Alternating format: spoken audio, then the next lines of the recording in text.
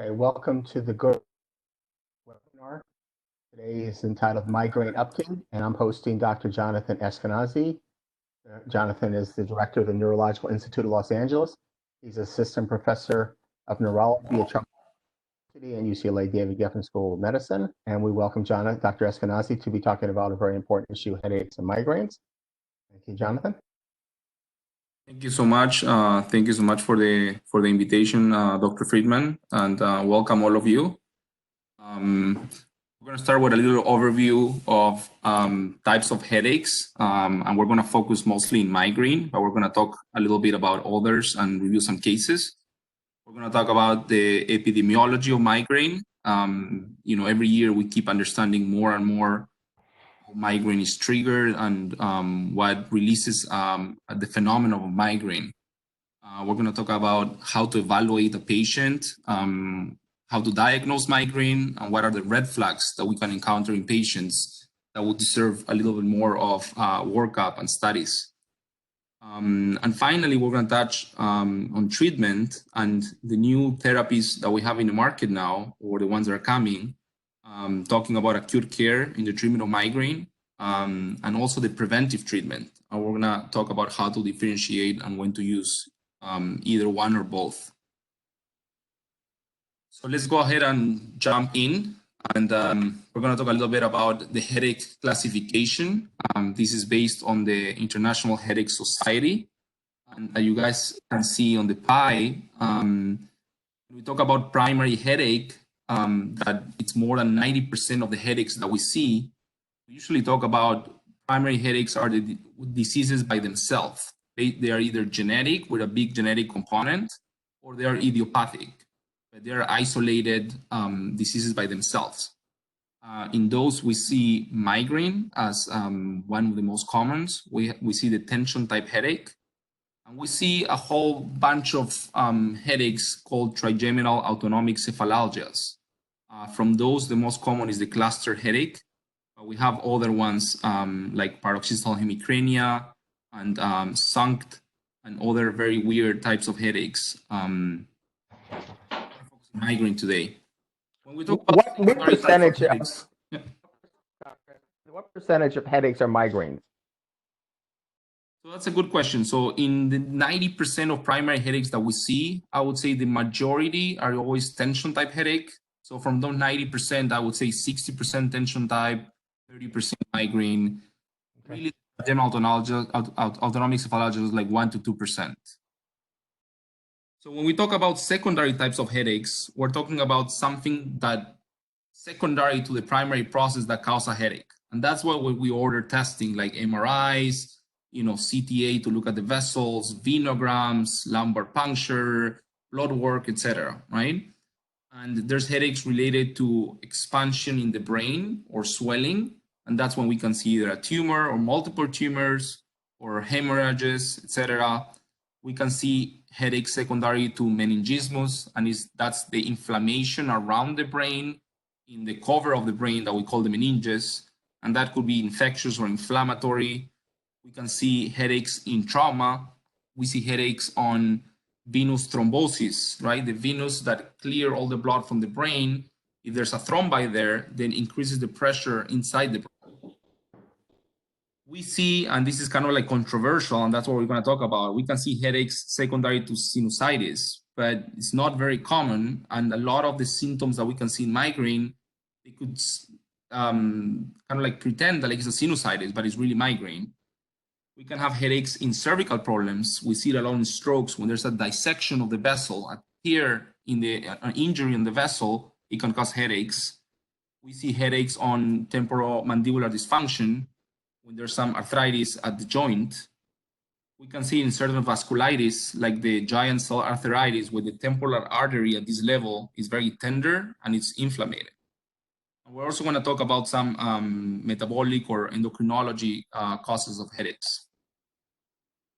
So about prevalence and epidemiology of migraines. In the last 20 years is when we got some studies around the world.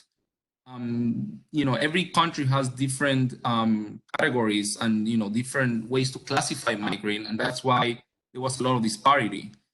We see countries like Brazil and places in South America where the prevalence goes up to 22%.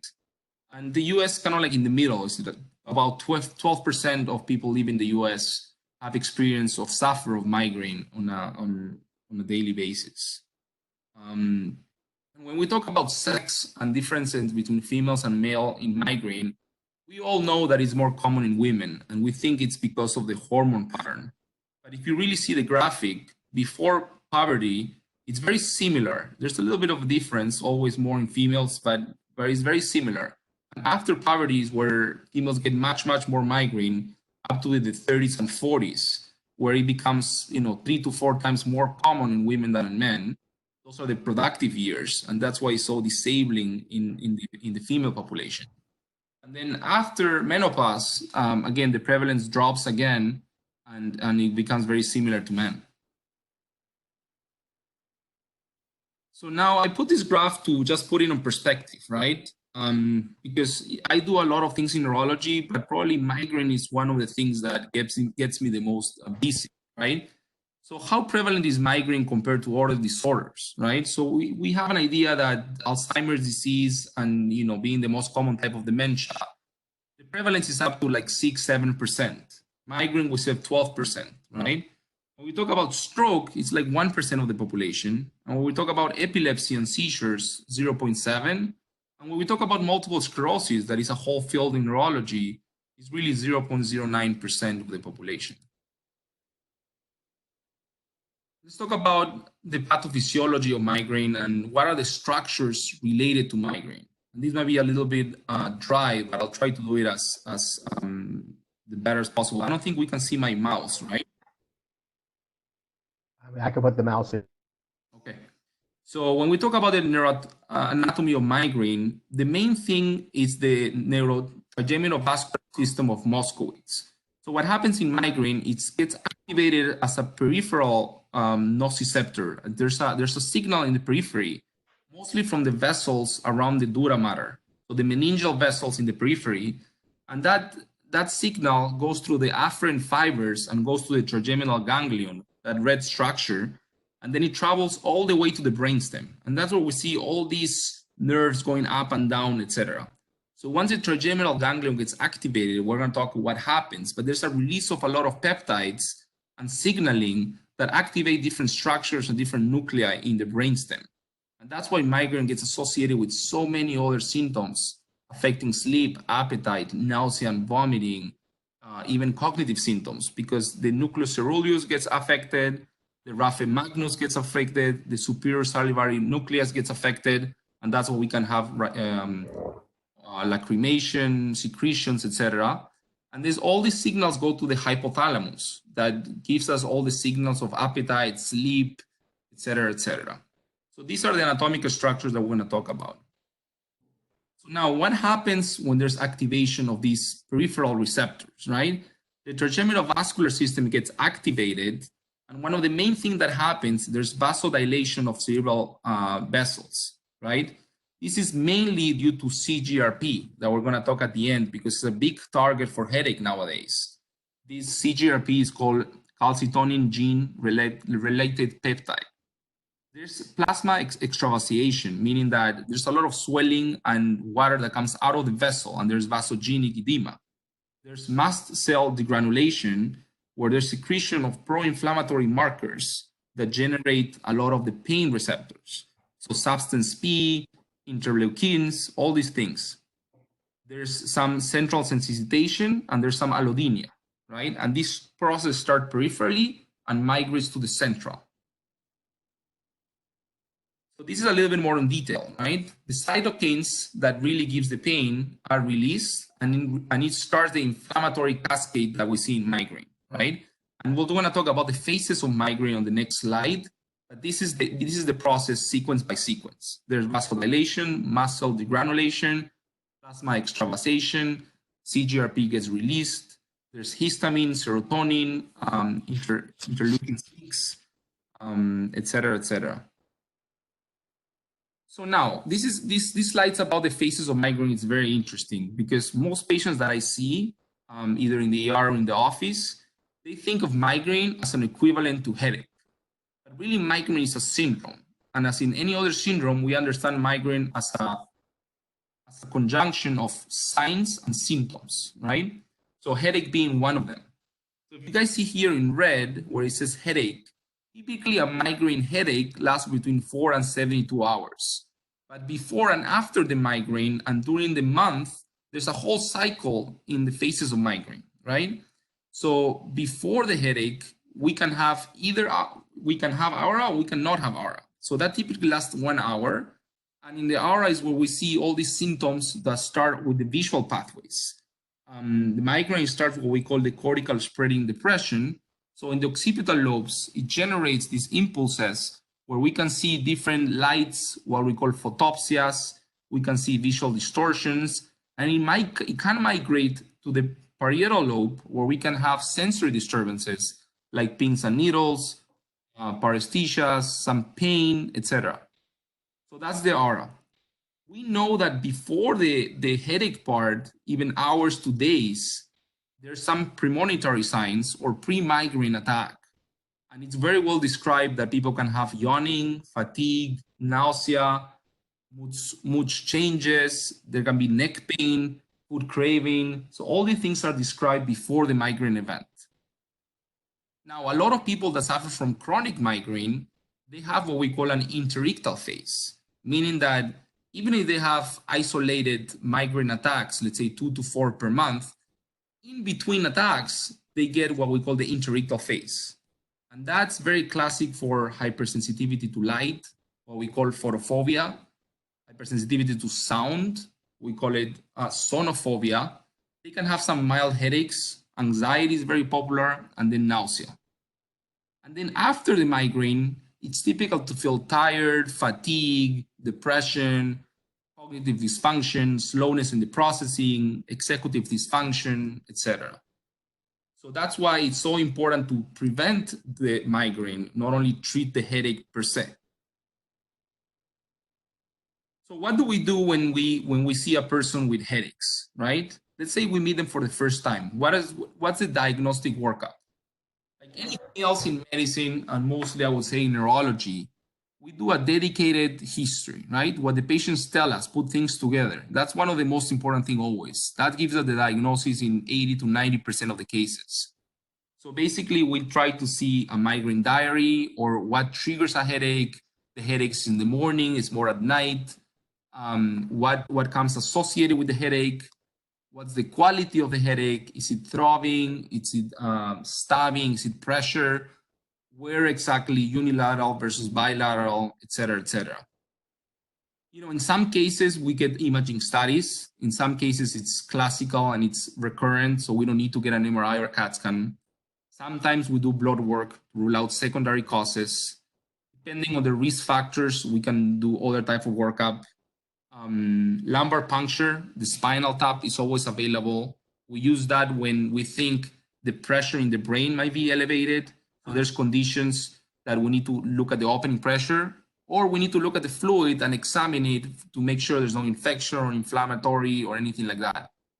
And then the MRA and CTA are forms to look at the vessels, like an angiography.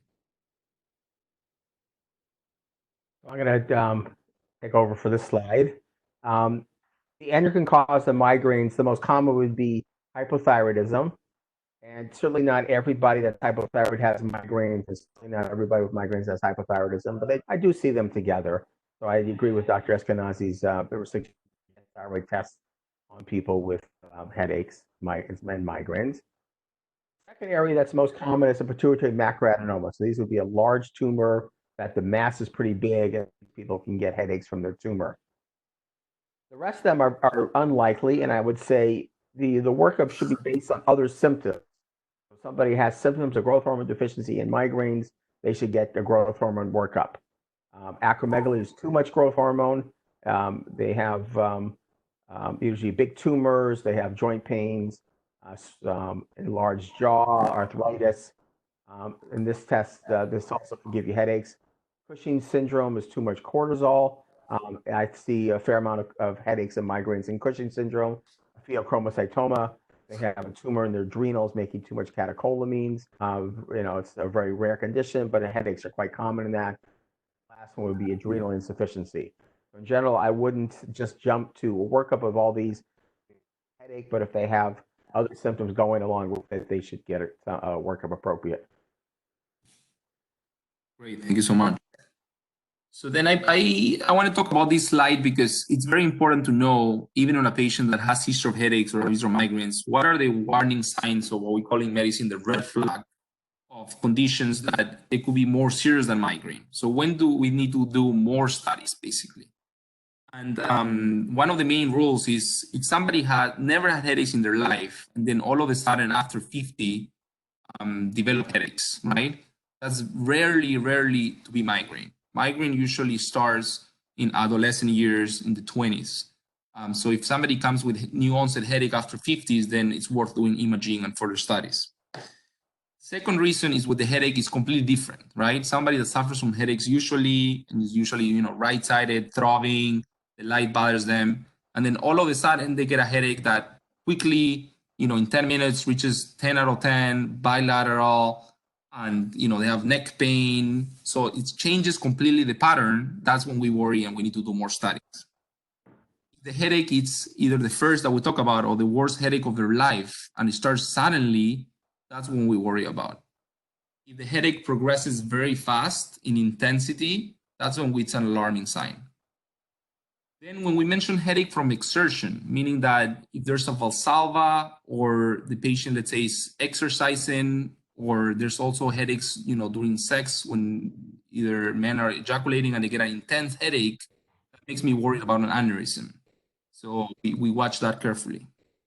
And headache associated with any other neurological sign on examination, either visual changes or problems with speech or weakness in one side of the body, or even sensory findings when they never had any of that before, that makes me worried about something vascular like a stroke. So this is the diagnostic criteria. It's been recognized in 2004.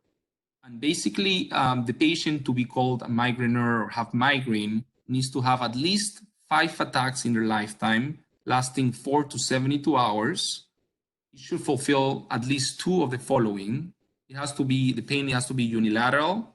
It has to be pulsating or throbbing. It has to be moderate to severe intensity.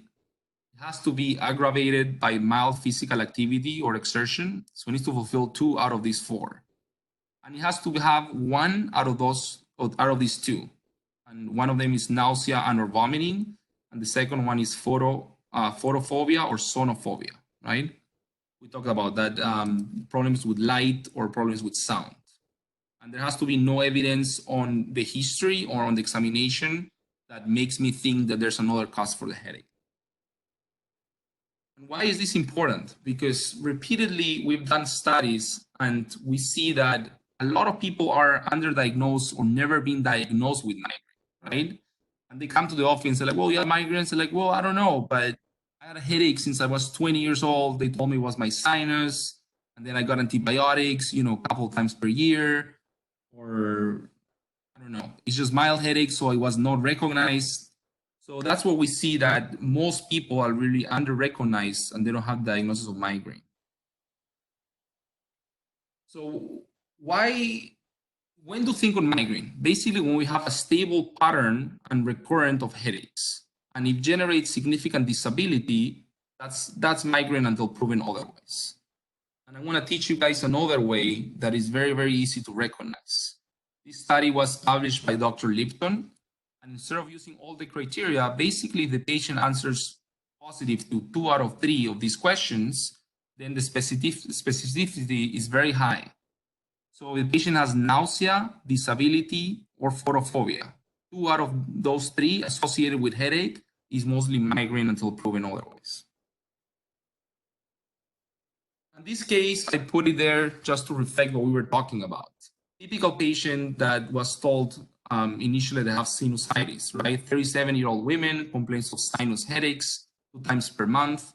The pain starts in their sinuses frontally and moves behind the eye. Occasionally has runny nose and feels sick. The attacks can last 1 to 2 days, are moderate in intensity. the partial response to over-the-counter medications like Tylenol, etc. Now notice that her daughter is also getting headaches, so it's very genetic.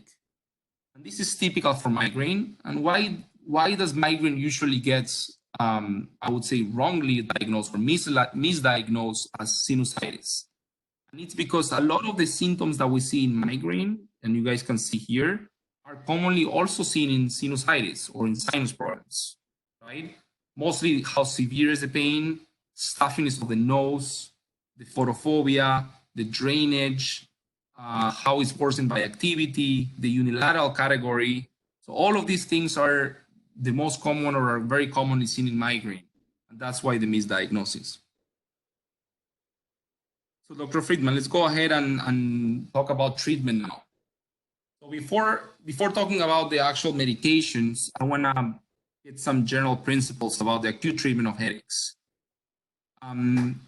The main principle is we need to have a diagnosis, right? Once we have an accurate diagnosis and we know the patient has migraine, then we have a whole category of treatment. It's very important for the patient to keep a diary and recognize when does the headache start. And we always reinforce the non-pharmacological treatment for migraine. That's a lot of education that we do initially, behavioral management. We try to identify triggers for migraine. And we, of course, we want to avoid those triggers.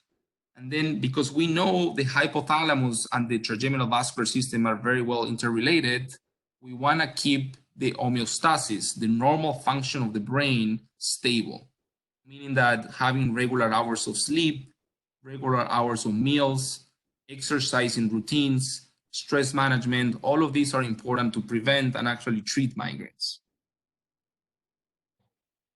The second thing that we want to do before starting a medication is we want to review everything the patient has tried in the past, even over the counter or alternative medicine, and what were the side effects, how long the patient took the medication, what were the doses, and why the patient stopped. We want to know how frequent are the attacks of migraine, how long do they last, these attacks, and how disabled they are. And we have different scales for that. Then we want to know the migraine comorbidities, right? Different comorbidities, we can use different medications. And depending on some comorbidities, we can avoid some medications because some medications are contraindicated in some comorbidities. So it's very important to ask for seizures or epilepsy in the family, or sleep disorders. EFO is a patent foramen of Valley. This communication that up to 25% of the population have it between the right side and the left side of the heart. That can cause strokes, but can also, it's much more common in migraines. We want to know if the patient suffers from anxiety, etc.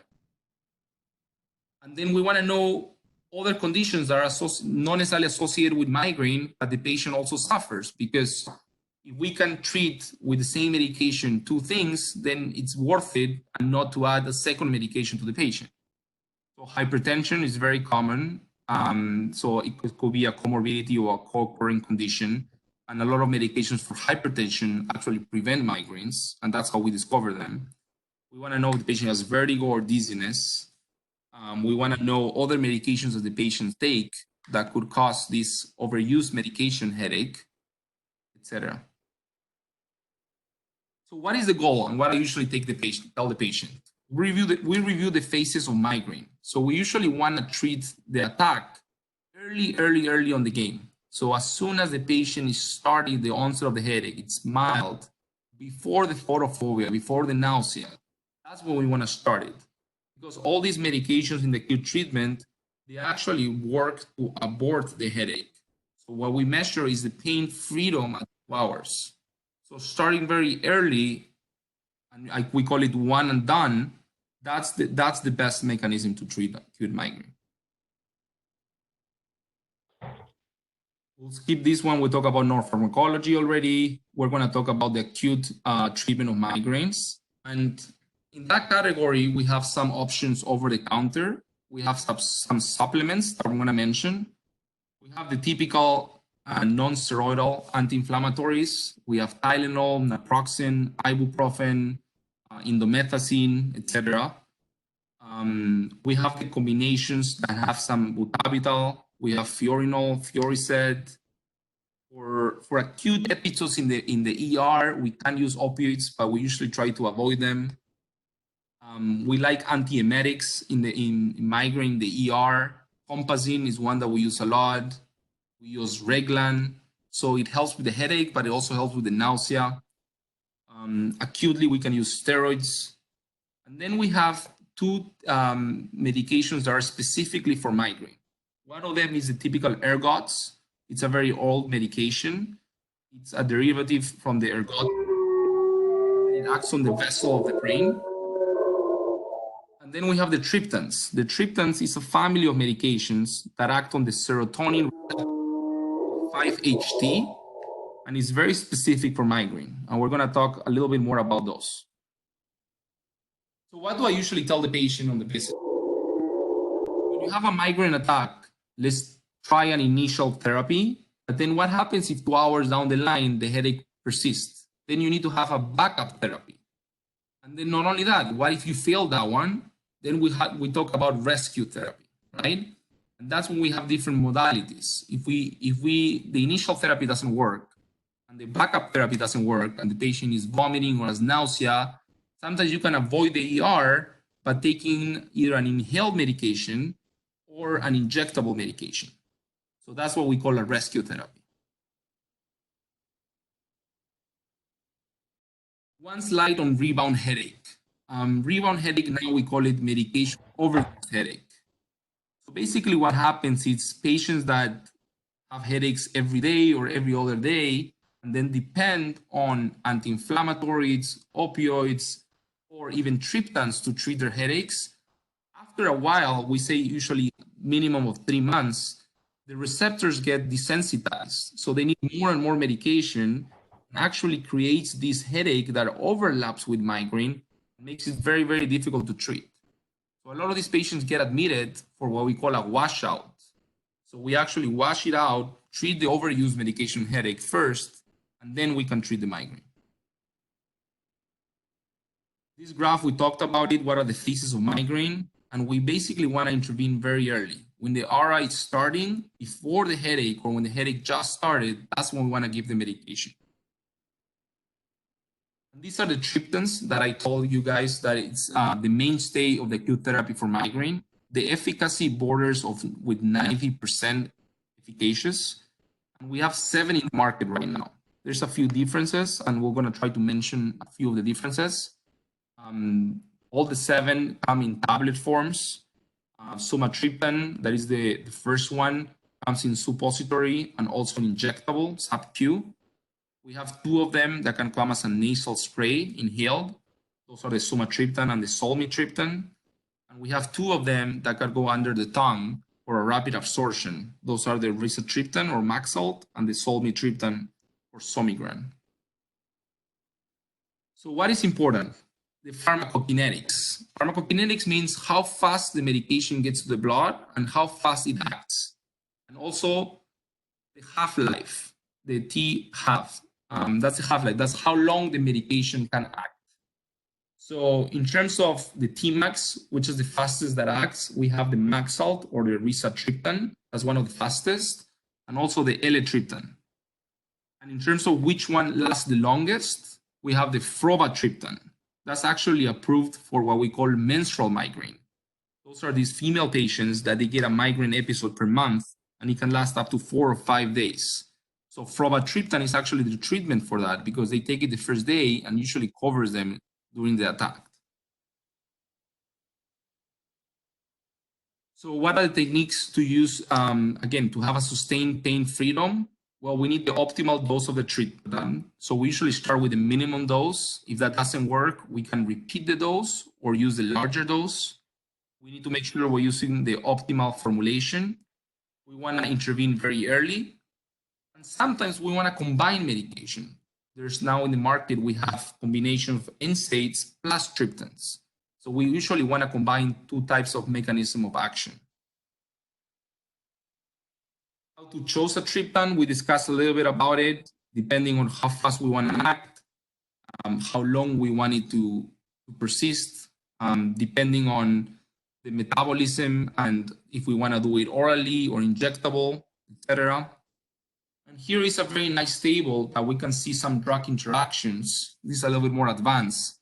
But for patients that, for example, are taking propranolol for hypertension or for migraine prophylaxis, then probably rizatriptan, that is the fastest acting triptan, would probably not be the first choice because of the interaction. Same with medications that interact with the cytochrome in the liver, the 3A4. So patients in a lot of antibiotics, then they would interact with L-triptan. So we probably would not take that one. And the MAOI is this enzyme related to the serotonin reuptake. So we don't, if we give any of these triptans, it can potentially cause what we call serotoninergic syndrome. So if somebody is on, any of these MAO inhibitors, usually are Parkinson's medications or old antidepressants, then we want to avoid those three in the table. So a little bit to summarize the acute treatment of migraine, and then we can go briefly to the prevention of migraine. The most important is to make a specific diagnosis and to communicate and talk to the patient. As long as the patient can identify the migraine, have their triggers, and have a diary, then we can intervene either by non-pharmacological or pharmacological ways. We need to know what are the patient's preference, right? They want it to attack it really fast, or they want a complete relief, or they prefer the medication that has no side effects at all. So those things are important to discuss with your patient. We want to know what other coexistent conditions they have: hypertension, obstructive sleep apnea, depression, anxiety, etc. And then we need to talk about when to consider a preventive treatment. Basically, and this is a slide that I got from my professor, Dr. Rappaport. This is what we try to discuss with patients. When to consider a preventive medication. So basically, we say once the attacks are severe and are more than 2 per month, that's when we need to start a preventive, because nobody wants to have 2 days disabled because of the attack or need to go to the ER, etc. When the disability related to the headache or to any of the symptoms that we talk about migraine interferes with the quality of life, that's when we want to start preventive. I have even some patients that they don't even get the headache, but they get the cognitive symptoms related to migraine. So we talked about prevention in those cases. When they don't respond, or they don't respond completely to the acute therapies of migraine, then that's when we want to put them on prevention. Sometimes they have contraindications to a lot of them, so then we have to put them on preventions. And this slide basically tells us how under-recognized or underutilized is the prevention treatment in migraine, right? Typically, people have a headache, they take a medication, partial relief, they go to sleep, they call sick, etc., and they don't actually take a prevention. So this was a very nice study, 2005. It was a landmark because they basically got over 150,000 patients. And they realized that over 40% of patients in this study needed a prevention, but only 13% were actually taking a preventive medication. So the majority of them were not even offered by the doctor. I want to mention a few words or one slide on each of the dietary supplements that have some type of evidence for prevention of headache. And Dr. Friedman mentioned that it was very important to mention this to you guys. And actually in clinic, when the patient has not so disabling migraine, this is one of the first things we offer. So we talk about the non-pharmacological, and then we talk about supplements that have good evidence. And from this list, probably magnesium and vitamin B2, that is riboflavin, are one of the favorites. So let's talk about one by one, and I'll show you the evidence I found. So butterbur. Butterbur is a shrub that grows in Europe and in some parts of Asia and North America, typically in the wet, in the marshy ground. So it has some evidence for migraine. It's been trialed in 2 trials. One of them was the 150 milligrams daily. That one was better than the 100 milligrams, and it has some evidence of prevention of migraine.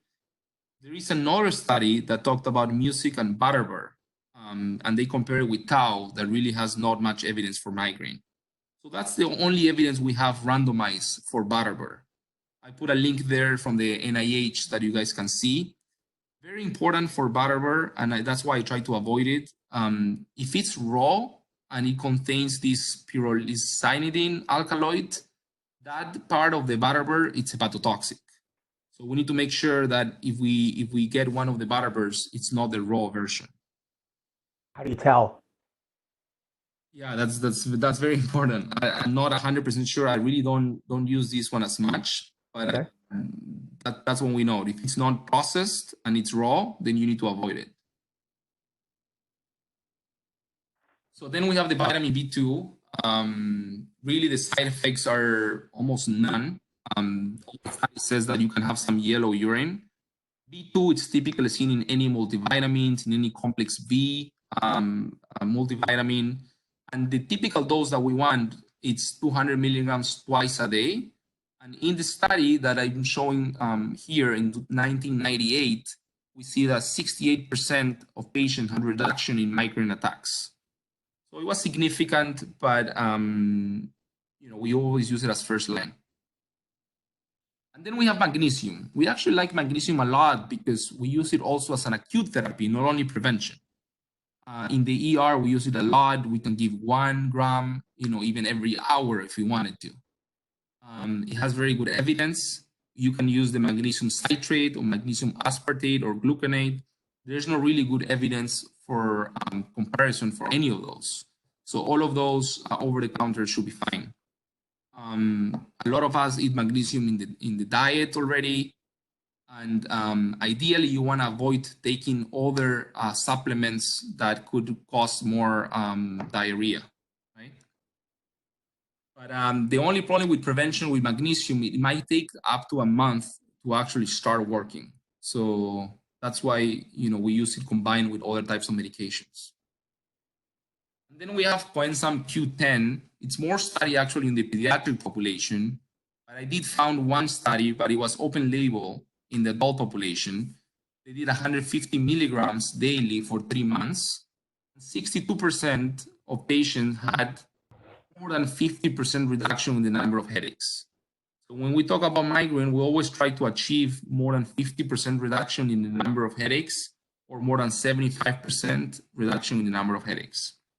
There's 2 studies very well randomized for pediatrics, and they had really good evidence. The first one in the Hershey pediatric study, there was a significant decrease in the headache disability scale. The second one, it was added to 76 kids with migraines, and there was a faster improvement in the first 4 weeks, but there was no much difference later in the year. And then we go to all our pharmacological options, and that's what we have. We have a lot of options, and the interesting part is none of these were really studied for migraine. All of these were, in the market for something else. And the treating physician realized, oh, now that I started your beta blocker or your propranolol, your headaches, are less frequent or less severe. Now that I treated your depression, now your headache is, it's better. So from this list, the ones with the most evidence, and we call it level A by guidelines, we have propranolol, we have the tricyclics like amitriptyline and nortriptyline, we have the antiepileptics like valproic acid or the Valproex, and we have the Topamax or topiramate. Then we have the botulinum toxin that I'm gonna show you guys the efficacy. And now the CGRP antagonist that we also have in a different slide. But these are the categories that typically we talk about in migraine.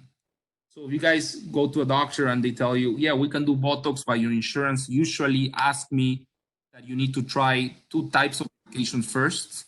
This is what we mean. We need to try either 1 beta blocker or 1 calcium channel blocker, or 1 antidepressant or 1 antiepileptic.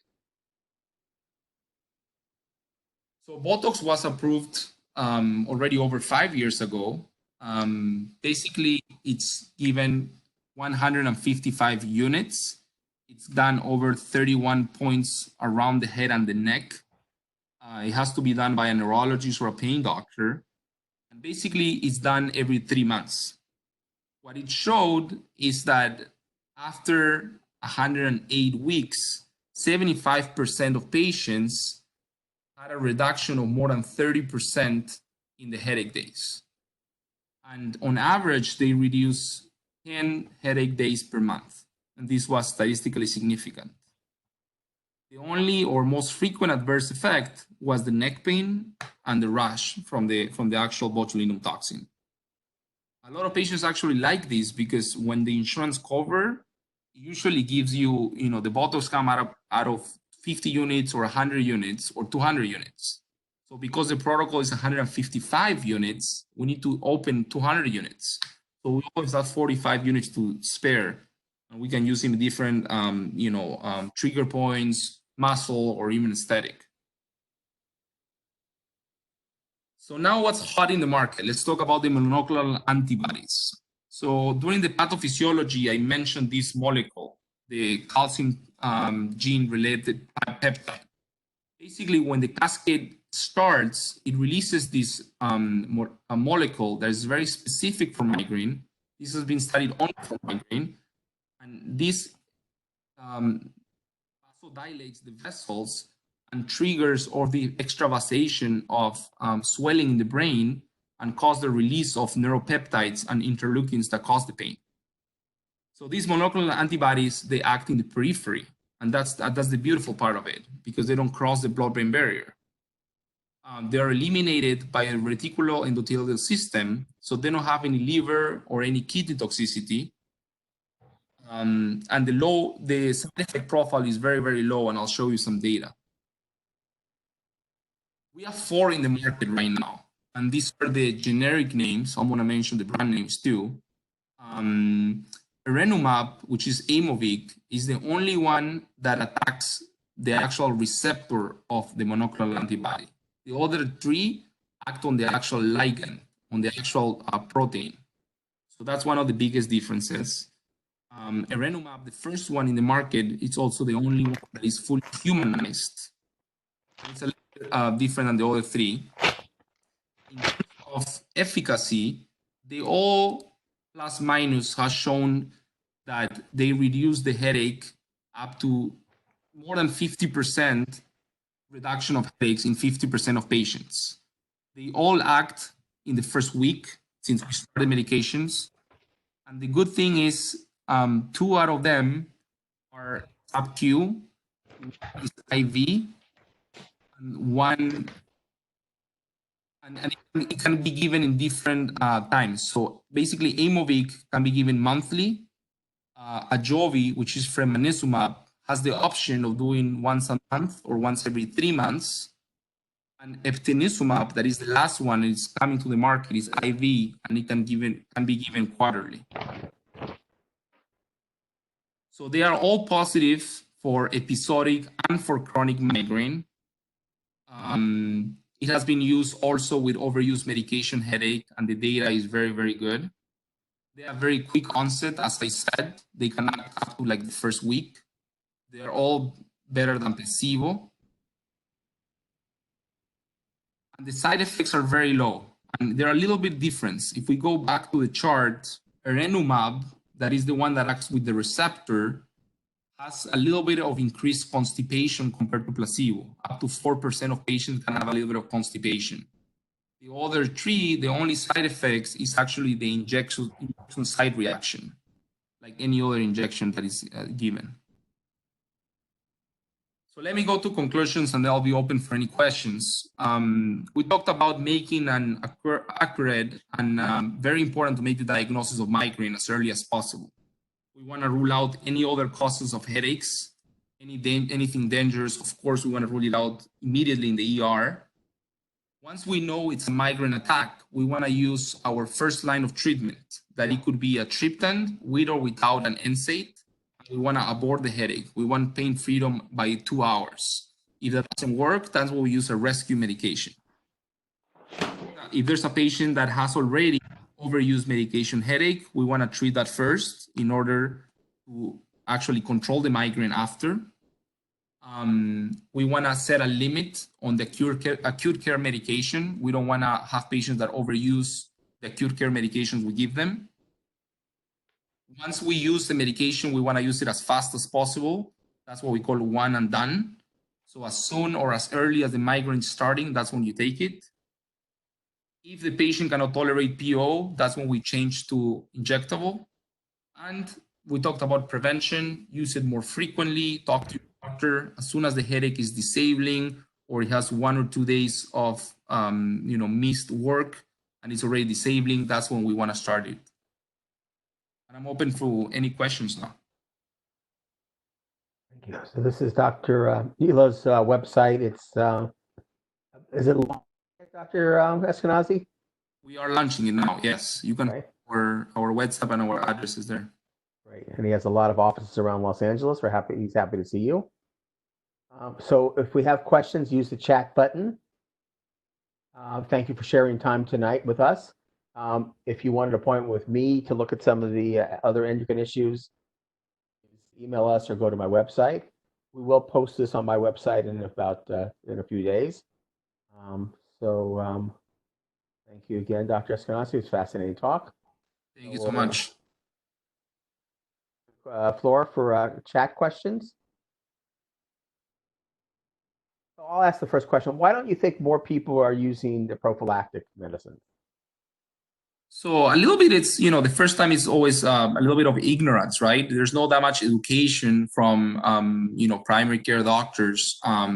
That's number one. Number second is, before the CGRP era, these new medications that came in the last 6 months, I would say, to the market, a lot of the other medications that I showed you, they had a lot of side effects, right? So either the epileptics or the antihypertensives. So these are medications that they need to take daily. So every medication comes with side effects. So a lot of patients were reluctant to that. And okay, Liz asks, can migraines be triggered by foods? Yes. So a lot of patients have different triggers, and food is one of them. It's very well recognized that wine is one of them. A lot of patients have that with chocolate. Cheese is very common. But, every patient is different, and that's why, there's apps in the phone that we can use for migraine diaries. A lot of patients have, weird triggers like egg or different kinds of meat, etc. Janet asked, do treatments like acupuncture, massage, meditation, or exercise help to prevent or treat migraines? Yes, definitely. So we talk about mostly, I would say, prevent the non-pharmacological ways to treat migraine. And we talked about how to keep the homeostasis of the brain, right? The same routine for the brain. So relaxing and avoiding stress in order to sleep well and have regular meals, it's very, very important. So sleep deprivation also leads to worse migraines? Correct, 100%. Yes. Are there special treatment considerations with vestibular migraines? That's a great question, right? We mentioned a little bit of the concept of acephalgic migraines. So there's patients with migraines that they don't really get a headache, but they get other symptoms. One of them being vertigo. In terms of the prevention, right now the armamentum we have is the same. So I put them on prevention most of the time. In terms of symptomatic management, we manage the symptoms. If the patient gets a very severe vertigo, then we can manage it either with meclizine, or sometimes we do a little bit low dose of benzodiazepines or certain patches. But in terms of the migraine treatment, it's probably the same. And the CGRPs help with all the type of migraines? So that's a great question. Off-label, we do it. Of course, in the studies, they didn't include patients with no headaches. One of the inclusion criteria is the patient had to have either episodic or chronic migraine, and those usually they come with headaches. Okay. People get auras with migraines and others don't.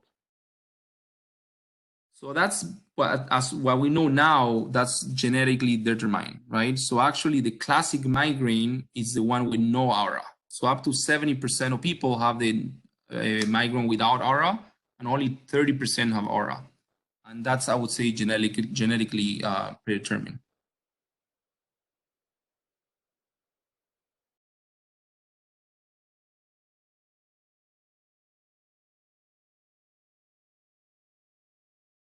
If someone gets an intense headache with nausea, and they do not generally have headaches, should there be a follow-up? Yes. So I think that would probably be in the category of the red flags that we mentioned. Somebody doesn't have a history of headaches and all of a sudden gets an intense headache with nausea. It prompts, a little bit of a workup. I would add the caveat that in someone like Janet, it makes you wonder about adrenal insufficiency because adrenal insufficiency can give you both headaches and nauseousness. But a person that's not on cortisol and doesn't have a pituitary problem, I think it should be worked up.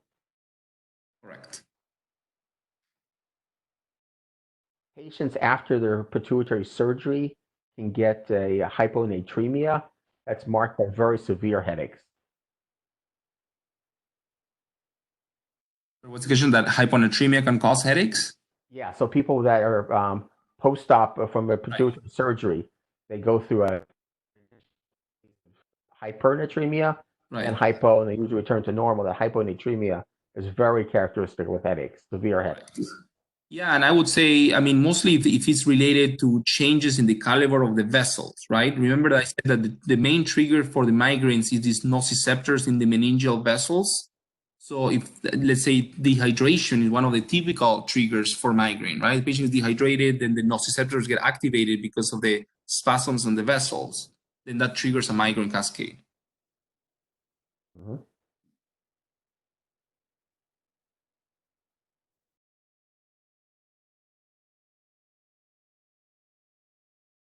Any other questions? Jason asks, as a panhypopit patient, I experience headache pressure almost daily, especially between the eyes. The trigger could be stress related. Yeah, it's very common to have stress as one of the triggers for migraine, or as we mentioned, not every headache is migraine. Tension type headache it's actually more common than migraine. So that could be one of the possibilities too. So a patient like Jason who's fairly optimized on his pituitary hormones, they should see a neurologist, right? Correct. And do some neurologists specialize more in migraines, or presumably this is sort of a major, like you said, a major disease for neurologists to see? So pretty much most of them should be pretty good at this. Yeah, there's a fellowship and people specialize. I would say I'm one of the specialists in migraine for Cedars-Sinai. In academic centers like UCLA or USC, there's people that just do migraines. Mm-hmm. In general, every neurologist is suitable to treat migraines because it's so common. Liz asked, my daughter seems to get migraines after not eating all day. She goes away to college. Can I tell her that not eating all day is a cause? Yeah, more than a cause, I would mention a trigger. Okay.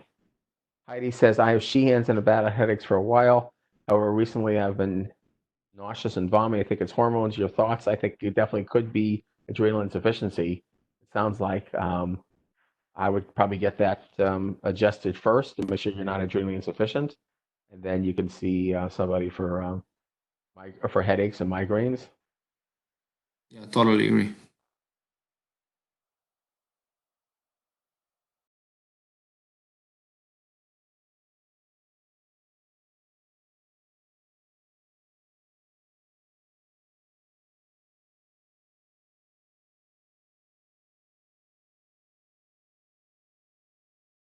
Anybody else?